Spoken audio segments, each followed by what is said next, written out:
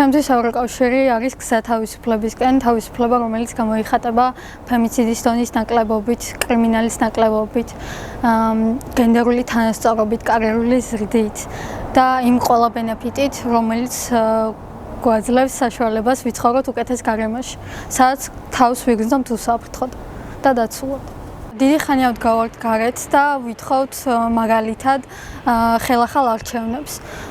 რა თქმა უნდა, სისულელეა ის, რომ თუ ჩვენ ერთხელ ვიტყვით, რომ გვინდა ახალი არჩევნები, მთავრობა არ დაგვითმობს ამას, უკვე 12 წელია ეს მთავრობა ყავს და შეუძლებელია, რომ ესე მარტივად მოვიშოროთ. ამიტომ მნიშვნელოვანია, რომ ყველამ გავითავისოთ საკუთარ თავთან, რომ რაღაც დრო ჭირდება ამ ყველაფერს.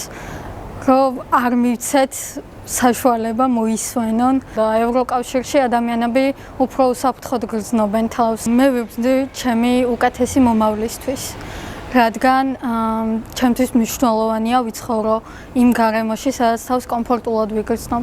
კომფორტი ასოცირდება კარიერულ ზრდასთან, უსაფრთხო გარემოსთან. მნიშვნელოვანია იგრძნო უსაფრთხო გარემოში, რადგან ამის გარეშე ჩემი აზრით ვერ შეძლებ სხვა ბენეფიტების მიღებას.